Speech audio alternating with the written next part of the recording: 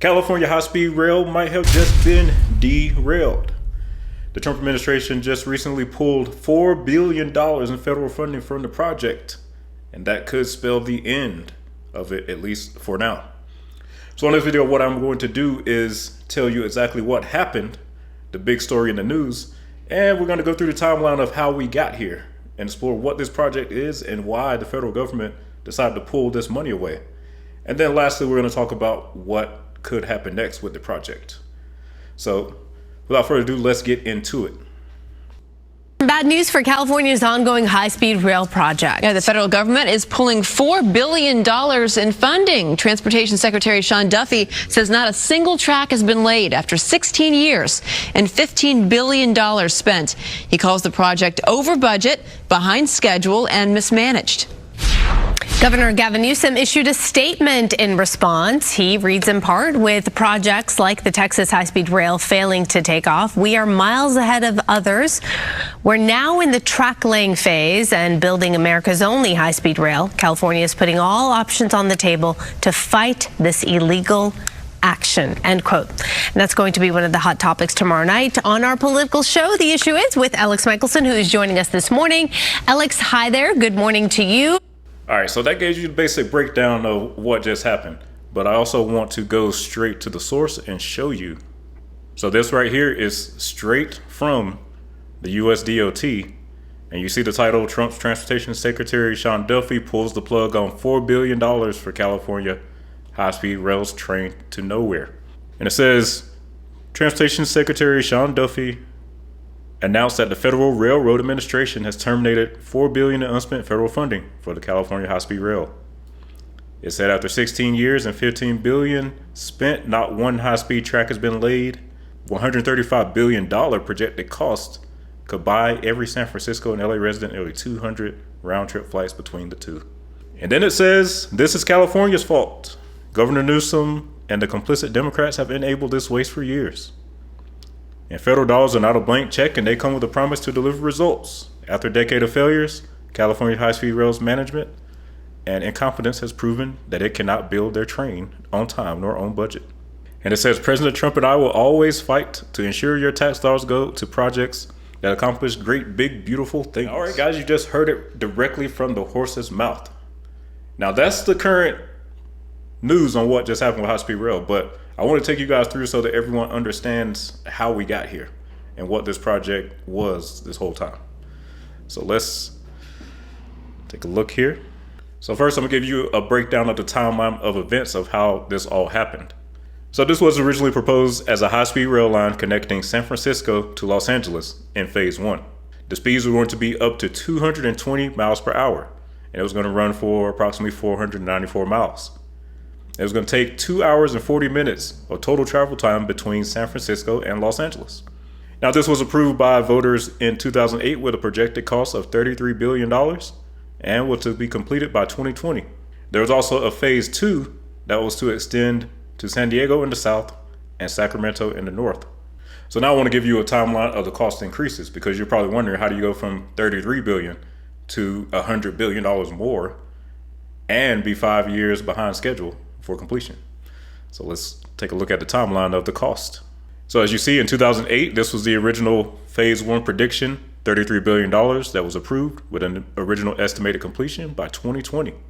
Now in 2009, this was adjusted for inflation to $42.6 billion, which if you were around in 2009, you know what a real painful economy actually looks like.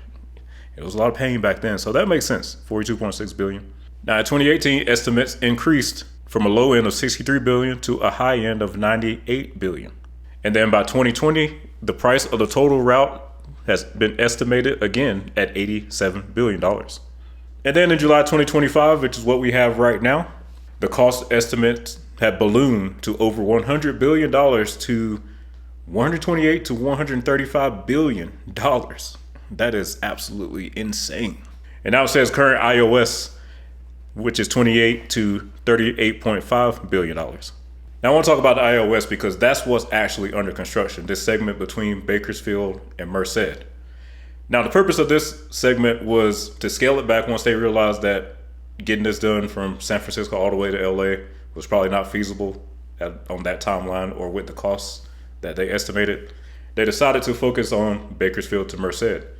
The reason being that this would be the easiest segment to complete, and they felt like if we can get a section complete and operational, then we can demonstrate that this is a viable project to get more federal funding and maybe even some private investment.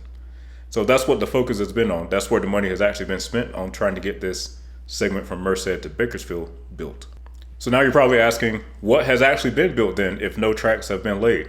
So let's take a look at that. What have they actually built so far in California? So far, there have been over 50 major railway structures to encompass a variety of bridges, overpasses, and viaducts. 53 structures and 69 miles of guideway have been completed. And the most notable of these structures are the 4,700-foot San Joaquin River Viaduct in Fresno and the Hanford Viaduct in Kings County. And then a 22.5-mile segment in the Central Valley achieved substantial completion in February 2024. And then it also says that by March 2025, all 44 hanger guide pipes for the State Route 43 Tide Arch Bridge was finalized. As of right now, California is saying that it expects substantial completion of this iOS segment in late 2026 and perhaps even something operational. And the first tracks are to be laid by 2026. So that's how we got here with the cost. Now, the big question is, with this $4 billion in federal funding being canceled, what happens next? Well, first off, the governor is taking it to the court. So depending on how this court case plays out, if California wins, then the federal funding is back and end the conversation. We just keep going as we've been going. If they lose and the Trump administration does not have to give California this funding back, then this project might be on the shelf for a while, at least for the rest of this administration. Because a project like this just is simply too grand and too massive for a state to complete on its own. For you to understand how much money $100 billion is for a single project, think about the interstate highway system. You know, we have these roads that go all over the country, all over the cities. Adjusted for inflation, the cost of the interstate highway system, the initial construction of it, the initial routes was about $500 billion. So this California high-speed rail alone is already over 20% of the cost of the interstate highway system. And that took 90% federal government funding to build. So California can say they're going to go it alone, but realistically, if California goes along, no one alive today is going to ever see this thing built. Now, what could happen if the federal government does pull the funding, if California can somehow get this initial operating segment completed and prove some type of viability, you might be able to pull in some private investment or some other funding sources, because then the project looks viable. But as it is right now, it's an unproven project. If you tell private investors right now, there is a lot of doubt that you can even get the routers to make this a viable project between Bakersfield and Merced.